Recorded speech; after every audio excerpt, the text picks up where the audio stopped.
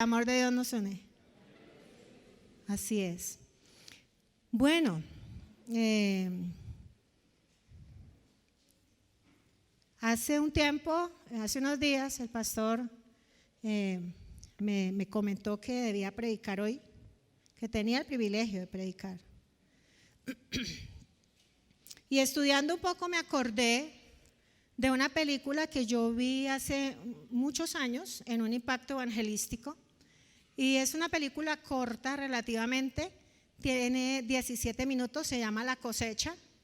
Es una película, a mi parecer, con una gran enseñanza y tiene que ver con la importancia de darle al tiempo de la cosecha. Y la película, lo que se dice es que es una historia verídica de un muchacho, de un jovencito de 12 años, que tiene su padre una gran granja donde siembra muchos granos, y continuamente el papá se llevaba a su hijito por las tardes en el tractor a recorrer toda la granja y a darle enseñanzas. Y una de las cosas que el papá le recalcaba a su hijo era la importancia del tiempo de la cosecha. Y lo que ocurre es que su papá de un momento para otro se enferma, de un día para otro se enferma y muere. Este niño queda huérfano de 12 años, justo antes de la cosecha del grano. ¿Cómo creen ustedes que quedó este niño? Hacía parte de una familia donde los hermanitos eran muy pequeños. El niño siempre estaba con su papá aprendiendo. Obviamente que esto trajo mucho estrés, preocupación, angustia, porque él se acordaba de las enseñanzas de su padre, y justo ahora su papá había fallecido en el tiempo en que tocaba recoger la cosecha. En una tarde, este niño de 12 años está allí en el campo observando la cosecha que estaba lista para recoger, pero su edad y su falta de experiencia, realmente él lo que estaba viendo era que él solo no lo podía, ¿qué? Él no lo podía hacer. Y de pronto este niño empieza a escuchar por allá muy lejos un sonido muy fuerte que de hecho le produjo algo de temor, no sabía qué era, y cuando él se da cuenta, vienen una cantidad de docenas de tractores acercándose a la granja. ¿Y quiénes eran ellos? Los vecinos de la granja. Venían a ayudar. Querían honrar la memoria de su vecino que había fallecido, pero también querían solidarizarse con este jovencito porque sabían la lucha en el que se encontraba. ¿Y ustedes qué creen que pasó? De la película lo que enseña es que todos unieron fuerzas, hicieron el trabajo y en un día recogieron la cosecha que estaba lista. Toda estaba dispuesta para ser recogida. Yo creo que nosotros hoy por hoy tenemos que entender que la cosecha está lista. Los campos están blancos. Amén. Y qué bueno que nosotros podamos entender que solos o un pequeño grupo no lo vamos a lograr. No lo vamos a alcanzar a hacer. Y creo que la buena noticia para todos nosotros es que hay una gran cosecha. Pero la mala noticia es que hay pocos, ¿qué? Obreros. La palabra lo dice, ¿cierto? Hay pocos obreros. Y la mala noticia es que mucha cosecha se está, ¿qué? Perdiendo. Se está perdiendo por falta de obreros. El Señor nos ha llamado a cada uno de manera particular para hacer un trabajo responsable en este tiempo. Y yo siempre he dicho y he dicho varias veces que ya los que estuvieron en tiempos anteriores, ya ellos hicieron lo que tuvieron que hacer o no lo hicieron, allá ellos, ¿cierto? Pero el llamado es para nosotros hoy.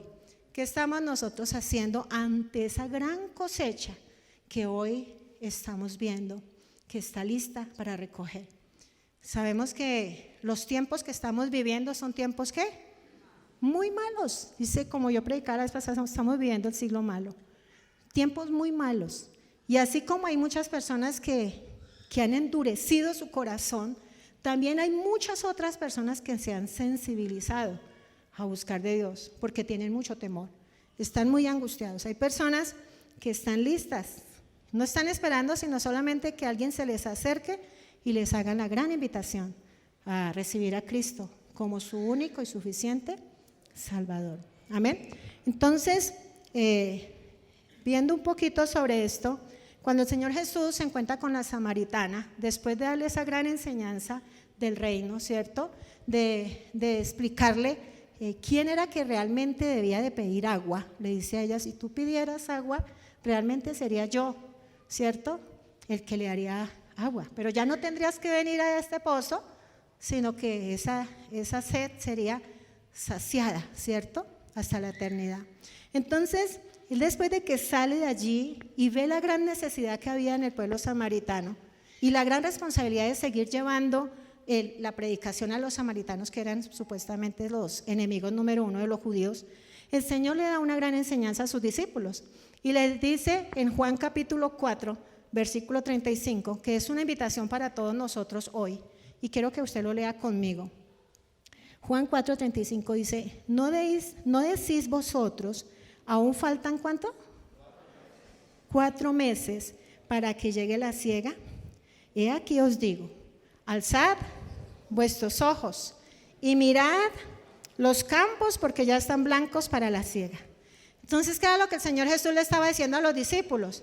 No hay que esperar más, no tienen que esperar más, ya la siega está totalmente lista. No hay que esperar otro periodo, pues porque ellos tenían como en 6 periodos divididos los tiempos, y cada tiempo se llevaba 2 meses. Y por eso él decía: bueno, ustedes están diciendo que hacen falta 4 meses. No. Y él estaba allí, realmente lo que le estaba diciendo a ellos era, utilizando esta metáfora, una manera que les estaba enseñando era que la labor de la siembra y de la cosecha tenía que ver con el oficio que todos nosotros tenemos para llevar la palabra de Dios en la tierra, ¿cierto? La tierra estaba dispuesta para escuchar esa buena palabra. Jesús tenía clara su misión, él sabía que tenía que morir en la cruz del Calvario para morir por nosotros, ¿cierto?, por nuestros pecados, y que a su vez él fundaría su iglesia contando con sus discípulos y con los que creerían para llevar el mensaje de salvación. Pero como les decía, hoy nos corresponde, ¿a quiénes? A nosotros. Diga, me corresponde a mí. ¿Sí? A cada uno de nosotros. Y qué mejor que utilizar la estrategia que el Señor Jesús utilizó y que utilizó sus discípulos. En Hechos capítulo 5, versículo 42, dice: y todos los días en el templo y por las casas no cesaban ¿de qué? De enseñar y predicar a Jesucristo. Entonces, hoy estamos desafiados, mis amados, a levantar nuestros ojos, ¿cierto?, y mirar los campos, porque ya están blancos para la siega. Hoy nos enseña el Señor por su palabra que nosotros tenemos campos fértiles, muy cercanos a nosotros, contando primeramente con nuestras familias, ¿cierto?, pero también con nuestro vecindario, con la ciudad, con Colombia, con el mundo entero. Hay una gran necesidad y debemos atender esa invitación que hoy el Señor nos está haciendo por su palabra. En Hechos capítulo 2, versículos 46 y 47 nos dice: y perseverando unánimes, ¿cada cuánto? Cada día, dice, en el templo y partiendo el pan en las casas. Eso tiene que ver con la cena del Señor. ¿Lo hacían dónde? En las casas. Dice, comían juntos con alegría y sencillez de corazón, alabando a Dios y teniendo favor con todo el pueblo. Y el Señor añadía, ¿cada cuánto? Cada día. Cada vez que ellos predicaban la palabra, el Señor estaba añadiendo los que habrían de ser salvos. Eso no ha cambiado hasta hoy. Cuando usted y yo predicamos la palabra de Dios, el Señor trae salvación, trae restauración, ¿cierto? Dios se revela a los corazones ante la exposición del Evangelio. Y creo que yo entiendo que esta gran cosecha empezó en los judíos, empezó también en los gentiles de la generación de Jesús, y va a permanecer esa cosecha hasta cuando el Señor Jesucristo venga, ¿cierto?, por su iglesia, va a permanecer allí. Entonces, Jesucristo es el Señor de la cosecha, amén. Jesucristo es el Señor de la cosecha. Muchos están esperando que alguien les dé una palabra de vida, una palabra de esperanza. Por eso, así sea que usted y yo veamos dureza en el corazón, porque a veces vamos a compartir un tratado, vamos a compartir a alguien el evangelio y realmente es contundente la respuesta. Hay muchas personas que no quieren saber del Señor, pero así veamos dureza, usted y yo debemos creerle ¿a quién? Al Señor Jesucristo, ¿cierto? Si Él dijo que la cosecha está lista, así es. Debemos creerlo. Por lo tanto, debemos seguir predicando su palabra con toda libertad.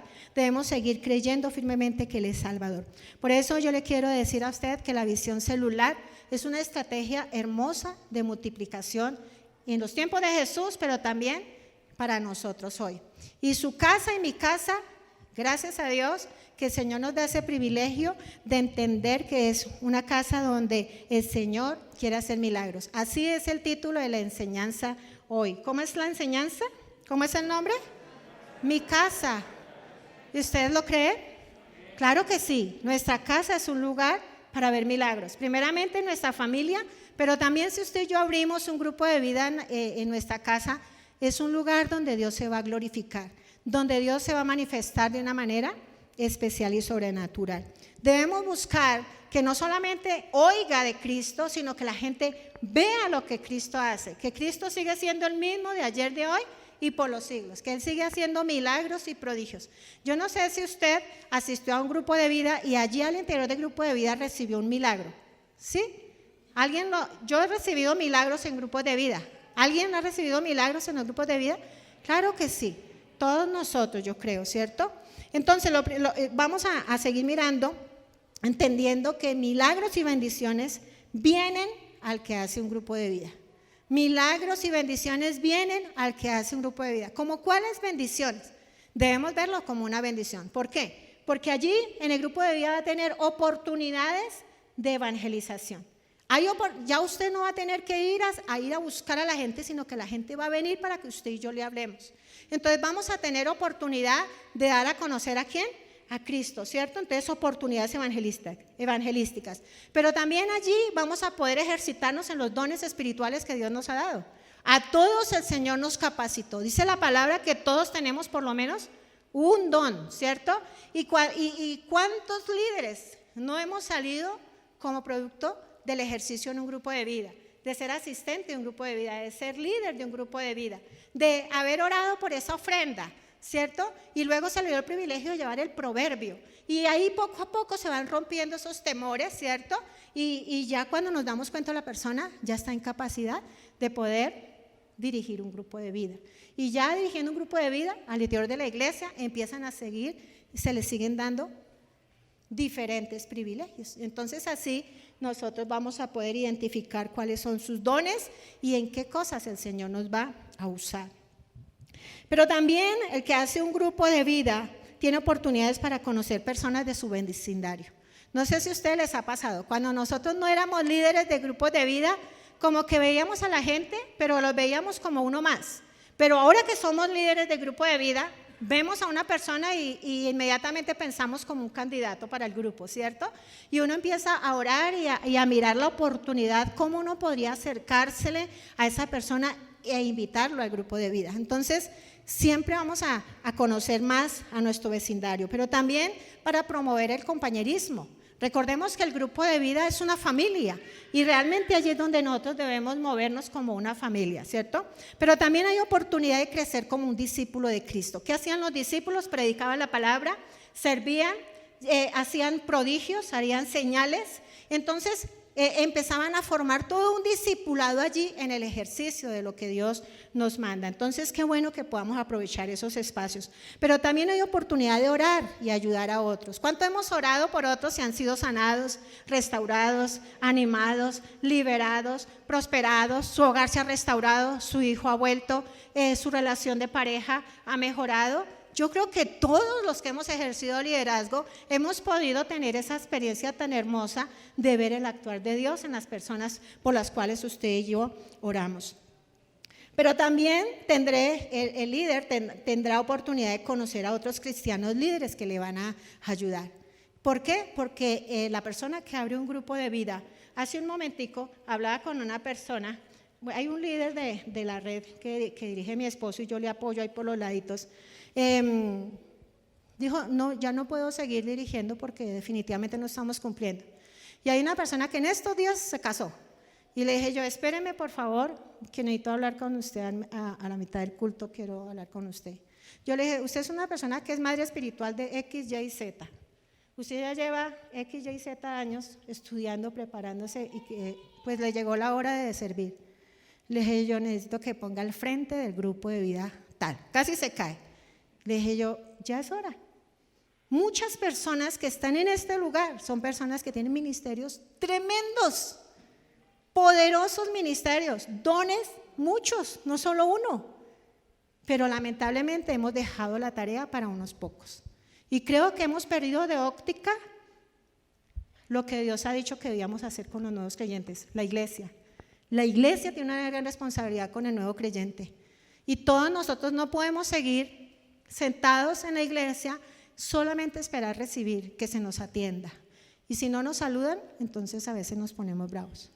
Yo creo que en eso nosotros debemos de despertar un poco y decir, bueno, Señor, yo quiero hacer parte de este movimiento celular que tú estás en este tiempo, que estamos de énfasis, en este tiempo estás llamando a la iglesia. Entonces, vamos a tener que interactuar con otros líderes, vamos a tener que ver personas que están generando, llevando un mejor fruto, vamos a poder tener la oportunidad de decirle, bueno, ¿usted qué es lo que está haciendo? Anoche mismo escuchábamos un líder donde decía, yo le conté lo que a mí me está funcionando a otro líder y lo está haciendo y le está yendo mejor. Es eso. Qué bueno cuando nosotros como líderes podemos compartir y no enfrascarnos porque hay estrategias muy buenas que podrían funcionar, pero nosotros las estamos perdiendo de vista. Amén. Entonces es una gran oportunidad. Pero también oportunidad de traer salvación a nuestra familia. ¿Cuántos familiares se han salvado en su grupo de vida? Bueno, gloria a Dios. Yo le doy la honra al Señor. Yo tengo un hermano que fue pastor, en este momento está cesante, apoya en una obra, pero él empezó en un grupo de vida. Él se le delegó un grupo de vida y hizo un excelente trabajo en Villavicencio y ahí está, tratando otra vez de levantarse y de hacer su trabajo, ¿cierto? Entonces, los grupos de vida traen salvación a las familias, a los vecinos, a los amigos. Ese es el propósito de los grupos de vida, que usted y yo llevemos nuestras familias como prioridad. Que invitemos a nuestros hijos, que invitemos al cónyuge, que invitemos al vecino, que invitemos al compañero de trabajo, de estudio, ¿cierto? Que podamos hacer allí un ambiente que traiga salvación. También es una oportunidad para traer sanidad física. Cuando usted y yo oramos por los enfermos, qué hermosa oportunidad, ¿cierto? De poder traer sanidad física, también emocional. Cuando exponemos la palabra, el Señor dice, y conoceréis la verdad, y la verdad os hará libres. ¿Qué es la verdad? La palabra de Dios. ¿Quién es la verdad? El Señor Jesucristo. Y es eso lo que nosotros hacemos en los grupos, ¿cierto? Lo anunciamos a Él. Entonces, recordemos que un cambio de vida y un crecimiento espiritual va a ser mucho más acelerado en un ambiente personal y familiar. Porque realmente un grupo de vida tiene que ver con un pastoreo personalizado. O no sé cuántos de ustedes después de un grupo de vida se ha sentado, después de que ya todos se han ido, se ha sentado con alguien que tiene una gran necesidad. Y usted lo escucha hasta tarde, ¿cierto? Yo lo he vivido, lo hemos vivido con mi esposo, ¿cierto? Donde nos hemos sentado después de una reunión y le hemos dedicado un buen tiempo a una persona, le hemos escuchado, le hemos aconsejado, hemos orado por él, le hemos puesto tareas, le hemos hecho seguimiento. Eso se llama pastoreo personalizado. Y eso es una bendición porque el grupo de vida lo propicia. Entonces, allí se va a experimentar libertad espiritual. Hemos visto muchos hogares restaurados como consecuencia de asistir a un grupo de vida. Entonces, hay muchos beneficios. Y cuando el pastor me dijo de predicar, inmediatamente se me vino una cita bíblica que en alguna oportunidad, hace mucho tiempo yo la prediqué, y fue sobre la vida de Obed-Edom. Obed-Edom fue un hombre que recibió muchos beneficios, no solamente él, sino todo lo que él era, todo lo que él tenía, fue bendecido por causa del arca de Dios, de tenerla en su casa. Y en Primera de Crónicas, en el Primera de Crónicas 13:34, dice: y el arca de Dios, lea conmigo, y el arca de Dios estuvo con la familia de Obed-Edom en su casa, ¿cuánto tiempo? 3 meses. ¿Y qué pasó? Y bendijo Jehová la casa de Obed-Edom y todo lo que tenía. Entonces, Obed-Edom, lo que era él y lo que tenía, fue bendecido por causa del arca de Dios, porque la recibió con obediencia, pero también con reverencia. Muchos han tenido la presencia de Dios en poco. Muchos han creído que tener un grupo de vida es como un requisito. No, me parece bueno, no, es tener la misma presencia. El arca de Dios representa la presencia de Dios. Y cuando usted y yo abrimos nuestra casa para predicar la palabra, es decirle: Señor, es tu presencia la que va a estar en este lugar. Y como consecuencia, no hay otra consecuencia más que recibir bendición integral, ¿cierto? Recibir al Señor en la casa. Y pensando un poquito en esta reflexión, estudiando un poquito, bueno, ¿cómo fue que llegó el arca de Dios a la casa de Obed-Edom? Y bueno, recordemos un poquito que en el reinado de Saúl, el arca del Señor estaba abandonada, estaba por allá como en oscuridad, estaba descuidada, ¿cierto? Y los filisteos entonces lo que hacen es que capturan el arca del Señor y se la llevan, el pueblo filisteo. Y llega un momento en que David dice: no, tenemos que recuperar el arca y tenemos que llevarla a Jerusalén. Y entonces coge y hace un sondeo con un grupo del pueblo de Israel, y hacen todo un plan, y ellos están de acuerdo de recuperar el arca. Y entonces se vienen trayendo por todo un camino el arca, pero resulta que ellos cometen un gran error. Y cometen el error que yo en principio por mucho tiempo no lo entendí, porque me parecía como inaudito que hubiera pasado esto. Pero lo que ocurre es que ellos hacen el traslado del arca de una manera inadecuada, una manera que iba en contra o contraria a lo que el Señor había dicho que se debía hacer. El arca debía ser cargada por los levitas en sus hombros. Pero ¿qué pasó? Ni el sacerdote ni David le advirtieron a las personas cómo era que el Señor había dicho que tenían que hacerlo. El Señor ha sido puntual en todas sus instrucciones desde el principio y hasta hoy. Ustedes y yo tenemos la Biblia. Ustedes y yo tenemos la verdad. Ustedes y yo ya no tenemos excusa para decirle al Señor: es que yo no sabía. La palabra es esa que se va a abrir un día, y usted y yo vamos a ser juzgados con ella. No va a ser con otra cosa, es con la palabra de Dios. Y en ese tiempo el Señor había dado instrucciones muy puntuales, y era un grupo de personas que habían sido capacitadas para hacer esa tarea puntual. Pero ¿qué le pareció fácil a David? Decir: no, pues móntenla en una carroza que sea tirada por vacas, y vaya usted y vayan ahí custodiando el arca. Entonces allí ponen entonces a Usa y a Ahio, y están ahí custodiando el traslado del arca. ¿Y qué pasa? Dice que hubo un momento, seguramente la tierra o el camino era un poco pedregoso, seguramente altibajos, y dice que trastabillaban las vacas. Y yo creo que yo hubiera hecho lo mismo. Si el arca de Dios se va a caer, yo inmediatamente corro, ¿cierto?, para evitar que se caiga. Pero ¿qué decía el Señor? Que nadie podía tocar el arca. ¿Y qué pasó? Murió fulminante. Y cuando habla, dice que se desató el furor de Dios. Y es que realmente es eso lo que se despierta en el Señor, y hasta hoy eso no ha cambiado, cuando usted y yo vamos en contravía de lo que Él ha dicho en su palabra. Y Él cumplió eso en Usías. ¿Y qué provoca en David? Provoca tristeza. Dice que le dolió, cierto, que Usa hubiera caído allí muerto. Y yo pienso que algo de temor también, cierto, por lo que Dios había hecho. Y él lo que se pregunta es: ¿cómo yo voy a llevar el arca de Dios a mi casa? Entonces lo que hace es buscar rápidamente un lugar donde debía dejar provisionalmente el arca de Dios, y entonces escogen la casa. ¿De quién? De Obed-Edom. Y es así como llega allí a la casa de Obed-Edom el arca. Y como consecuencia, realmente, seguramente Obed hubiera podido decir: no, tener el arca de Dios, hasta mi misma vida está corriendo peligro, puedo morir había ocurrido recientemente, ¿cierto? Y ahora puede decir, no. Pues el mismo David estaba experimentando temor, cierto y cierto prejuicio, pero Obed-edom no le importó, aún a pesar de correr riesgo su vida, no le importó abrir la casa para que el arca de Dios estuviera allí. Y hay unos beneficios que recibe Obed-edom como portador del arca en su casa, y es que él es bendecido de manera personal. ¿Por qué personal? Aprovechó la oportunidad para tener una relación personal con Dios.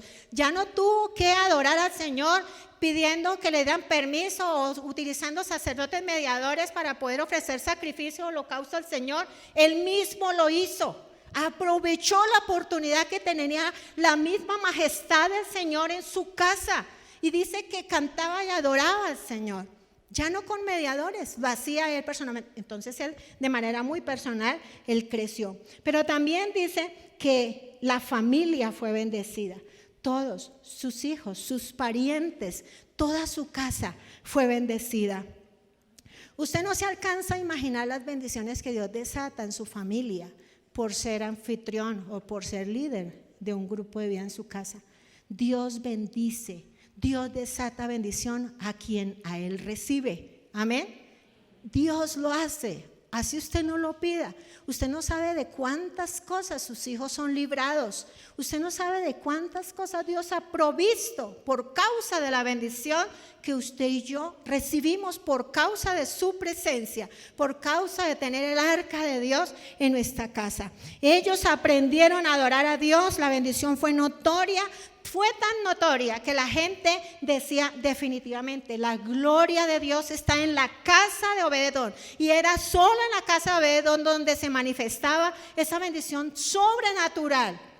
Muchos van a ver la bendición de Dios sobre su casa, sobre mi casa, sobre sus hijos, sobre su finanza, sobre su salud, solamente por la casa, porque tenemos en la casa, ¿qué? El arca de Dios. Amén. ¿Quién lo cree? Así es, mis amados. Créanlo, yo lo he vivido. Dios me ha bendecido. Dios ha bendecido a nuestros hijos, nuestros familiares, nuestro entorno, nuestro vecindario. Su vecindario es bendecido por causa de ese grupo de vida que usted tiene ahí en su casa. Su casa, su vecindario, su barrio, su ciudad.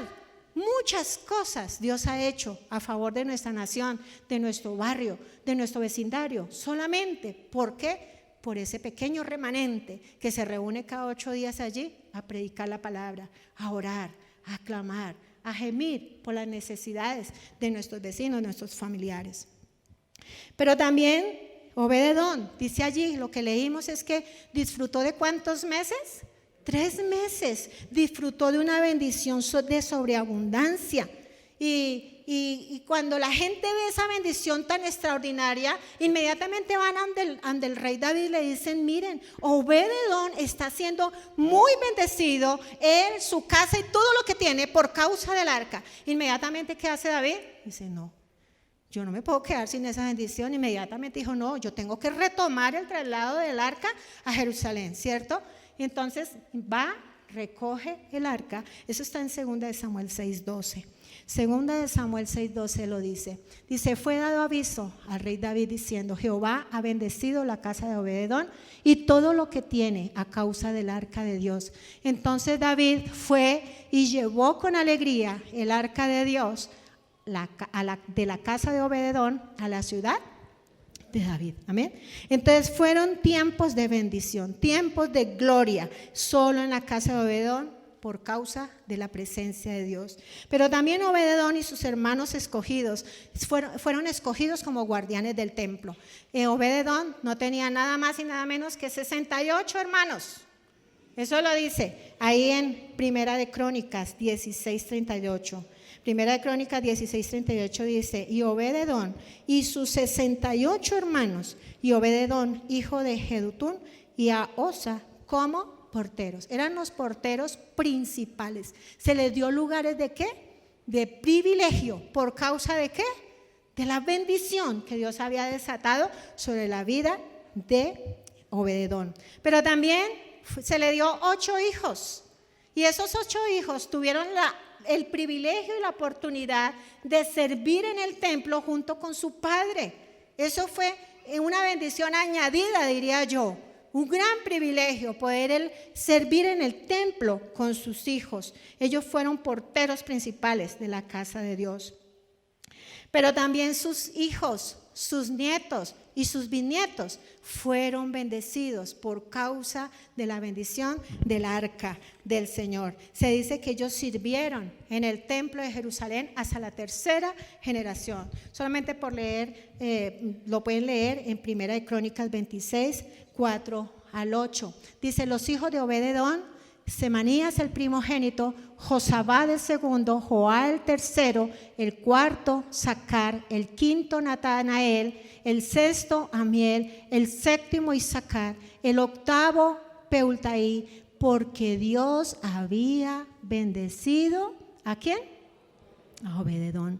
Entonces ellos sirvieron en el templo hasta la 3ª generación. Siempre la descendencia nuestra llevará esa generación de bendición.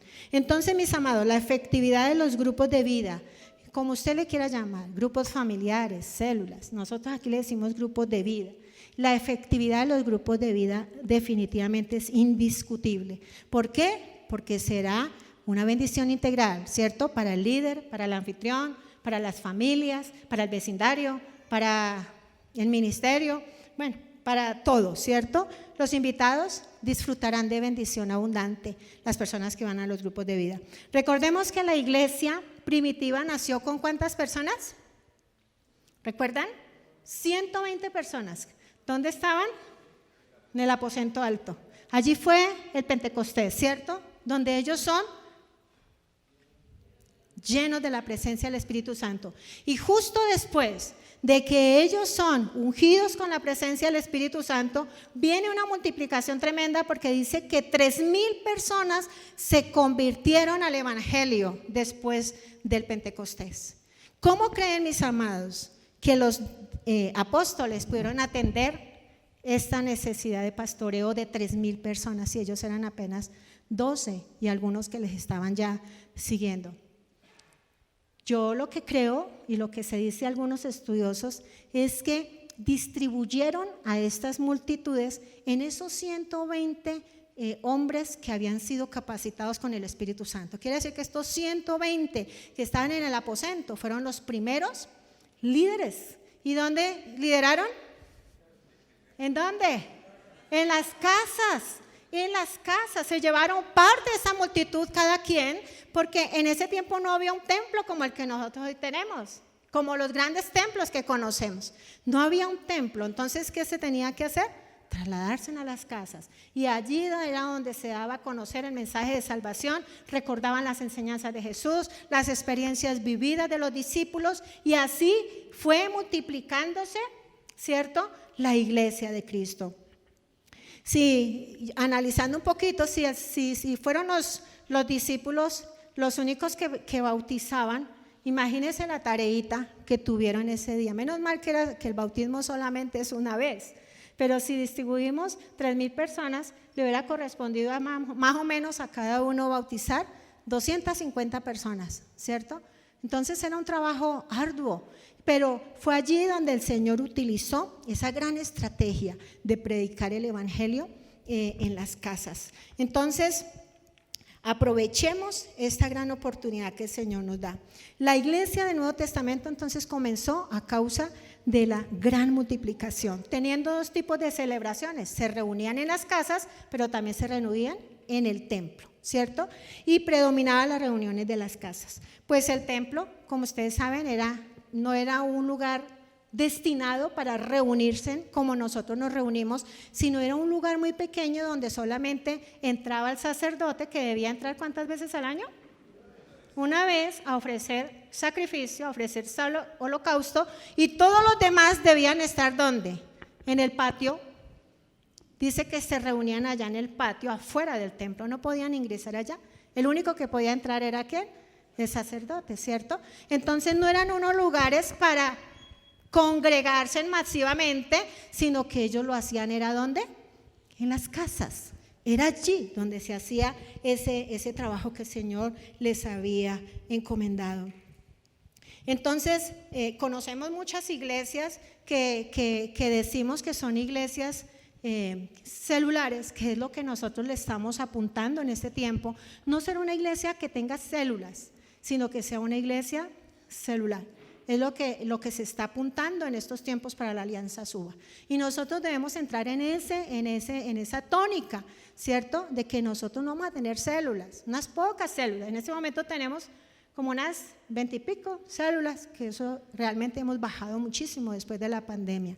Queremos potencializar la visión celular en la iglesia, porque con seguridad va a traer un gran crecimiento para la iglesia.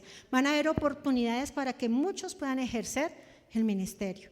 De hecho, ahora le dije a esta chica, y pues como les digo, se asustó muchísimo, pero le dije al esposo, ustedes ya se casaron, ya no tenían nada más que hacer. Yo sé, hice un pastoreo con ustedes, un discipulado, y sé que ustedes están bien, y lo único que tienen que hacer es lo que Dios dijo que tienen que hacer. Entonces quedan a cargo de ese grupo de vida. ¡Ay, qué alegría! Y eso se puso feliz, ¿cierto? Muchas personas están esperando que se les dé un privilegio en la comunidad. Pero ¿qué pasa? A veces no hay oportunidades, ¿cierto? Entonces tenemos que aprovechar las oportunidades, porque hay mucha gente capacitada para hacer cosas grandes en el Señor. Tenemos al Espíritu Santo, ¿cierto? Él nos capacita, Él nos enseña. Y entonces solo usted y yo tenemos que empezar a dar, ¿qué? Pasos de lo que Dios ha dicho que nosotros tendríamos que hacer. Entonces, qué bueno que nosotros podamos entender que las reuniones en casas es una estrategia del cielo, es una estrategia que no nos inventamos nosotros, que es una estrategia que Dios utilizó, pero también los discípulos, la iglesia primitiva, así fue que inició y se expandió hasta el tiempo de hoy. Y las grandes iglesias celulares es la estrategia fuerte para ellos. Entonces, mis amados, yo estudiando un poquito esa parte me encontré con una nota y me gustó mucho algo que me encontré, y es que Juan Wesley, que fue un reformador, ¿cierto? Él empezó después de que ha habido un poco de oposición de parte de la Iglesia Católica y muchos otros, las células o el congregarse en las casas perdió fuerza, y lo que empezaron fue a reunirse en templos, y no había mucho de esto. Y Juan Wesley lo que hace es hacer círculos santos, así lo llamaba, él decía un grupo de vida, lo que nosotros llamamos, él lo llamaba círculos santos, y eran grupos pequeños donde los creyentes se reunían para orar, para leer la palabra, pero también para animarse los unos a los otros. Y creo que ese es uno de los propósitos de los grupos de vida: orar, estudiar la palabra y animarnos, amén, a seguir adelante, a hacer la obra del ministerio, a seguir congregándonos, a abandonar el pecado, a legalizar nuestra vida delante del Señor, a poner nuestra vida al servicio del Señor. Ese es el objetivo principal de un líder, que la gente que tiene a cargo, que la gente que le ha confiado en un grupo de vida sean personas que empiecen a cerrar ciclos hasta empezar a caminar realmente como Dios dice que debemos caminar. Entonces aquí lo que dice es que para Wesley, las conversiones sin asistir a un grupo pequeño no valían de mucho. Las conversiones que habían sin asistir a un grupo pequeño no valían de mucho. Al final de la vida de Wesley había logrado abrir 10,000 células. Tremendo, ¿cierto? Desafío. Había logrado abrir ¿cuántas? Con una asistencia promedio de 100,000 personas. Mire cómo se potencializa, ¿cierto? Entonces, si nosotros vemos ya el movimiento celular moderno, sabemos que el padre del movimiento celular moderno es el pastor David Yonggi Cho, ¿cierto? Dice quien inició su iglesia, estoy leyendo aquí en la parte que encontré, inició su iglesia en 1958 en una vieja carpa ubicada en un barrio sobre Seúl, Corea del Sur. Dice, para 1961, hablando del pastor David, había alcanzado sus primeros 600 miembros. ¿Cuántos? 600. En 1964, o sea, 3 años más adelante, dice que él sufrió un colapso en su salud porque fue muy fuerte el trabajo que él tenía que hacer con 600 personas, ¿cierto? Y dice que duró 2 años allí convaleciente y no pudo seguir haciendo ese trabajo. Pero dice que en medio de todas estas cosas, él descubrió que el modelo de la iglesia del Nuevo Testamento había sido el de pequeños grupos en las casas. Y es allí donde se apoya de las mujeres de la iglesia. ¿Dónde están las mujeres? Bueno, ustedes y yo somos candidatas para ir a abrir un grupo de vida. Y dice que abrieron 20 grupos de vida con las mujeres. Se apoyó de las mujeres de allí, de su comunidad. Y dice que para 1970 había alcanzado sus primeros 18,000 miembros. Y en 1980 alcanzó los 150,000. Y en 1987 alcanzó los 700,000 miembros. En la actualidad se dice que la iglesia continúa creciendo. La iglesia del pastor David sigue creciendo. Y aún con toda la persecución que se padece allí, en cada casa hay un lugar donde se está predicando al Señor. Aún se dice que en lugares escondidos, en túneles, se están escondiendo para predicar la palabra de Dios. Y sigue creciendo la iglesia. Es una de las iglesias más grandes que tiene. Dice, en la actualidad su iglesia continúa creciendo y ha ido distribuyendo sus nuevos miembros entre 21 iglesias satélites. Entonces, así es como él está trabajando. La iglesia del Dr. David es en la actualidad la iglesia más grande del mundo y de la historia del cristianismo. Dios ha restaurado a su iglesia al modelo del Nuevo Testamento. La combinación de las reuniones de celebración con las células no es una idea humana, sino el modelo que las Escrituras y la historia demuestran ha sido el sistema de Dios para el crecimiento de su iglesia. Entonces es una estrategia del Señor, ¿cierto? Para nosotros contribuir con la gran comisión. Necesitamos hacer parte de este tiempo. Necesitamos hacer parte de este gran movimiento. Debemos ser esos canales de Dios para que Dios obre de manera ¿qué? Sobrenatural, ¿cierto? Que muchos, no se nos olvide, que muchos no solamente oigan, sino que vean la sobrenaturalidad de Dios. Que Dios siga haciendo milagros, prodigios y maravillas. Quiero que por favor se pongan en pie. Hechos capítulo 8. Vamos a leer este texto juntos. Si usted lo tiene allí, abra su Biblia o lo puede leer allí frente al videobin, la proyección del videobin. Hechos capítulo 8, versículo 2 al 25. Dice, y hombres piadosos llevaron a enterrar a Esteban. ¿Quieren leer conmigo? A ver, vamos a leer juntos. Dice, e hicieron gran llanto sobre él. Y Saulo asolaba la iglesia y entrando casa por casa, arrastraba a hombres y a mujeres y los entregaba a la cárcel. Pero los que fueron esparcidos iban por todas partes anunciando el evangelio. Entonces Felipe, ¿qué hizo Felipe? Descendió a la ciudad de Samaria, les predicaba a Cristo y la gente unánime escuchaba atentamente las cosas que decía Felipe y oyendo y viendo las señales que hacía, porque de muchos que tenían espíritus inmundos salían estos dando grandes voces y muchos paralíticos y cojos eran ¿qué? Sanados. Así que había gran gozo en aquella ciudad. Pero había un hombre llamado Simón que antes ejercía la magia en aquella ciudad y había engañado a la gente de Samaria haciéndose pasar por algún grande. A este oían atentamente todos, desde el más pequeño hasta el más grande, diciendo, este es el gran poder de Dios. Y le estaban atentos porque con sus artes mágicas les había engañado mucho tiempo. Pero cuando creyeron a Felipe, que anunciaba ¿qué?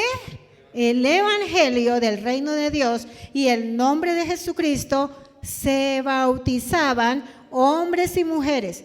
También creyó Simón mismo, y habiéndose bautizado, estaba siempre con Felipe, viendo las señales y grandes milagros que se hacían, estaba atónito. Cuando los apóstoles que estaban en Jerusalén oyeron que Samaria había recibido la palabra de Dios, enviaron allá a Pedro y a Juan, los cuales, habiendo venido, oraron por ellos para que recibiesen el Espíritu Santo, porque aún no había descendido sobre ninguno de ellos, sino que solamente habían sido bautizados en el nombre de Jesús. Entonces, ¿qué hacían? ¿Qué hacían? Les imponían las manos. ¿Y qué pasaba? Recibían el Espíritu Santo. Cuando vio Simón que por la imposición de las manos de los apóstoles se daba el Espíritu Santo, les ofreció dinero diciendo: dadme también a mí este poder, para que cualquiera a quien yo impusiere las manos reciba el Espíritu Santo. Entonces Pedro le dijo: tu dinero perezca contigo, porque has pensado que el don de Dios se obtiene con dinero. No tienes tu parte ni suerte en este asunto, porque tu corazón no es recto delante de Dios. Arrepiéntete pues de esta tu maldad y ruega a Dios si quizás te sea perdonado el pensamiento de tu corazón, porque en hiel de amargura y en prisión de maldad veo que estás. Respondiendo entonces Simón, ¿qué dijo? No les escucho. ¿Qué les dijo?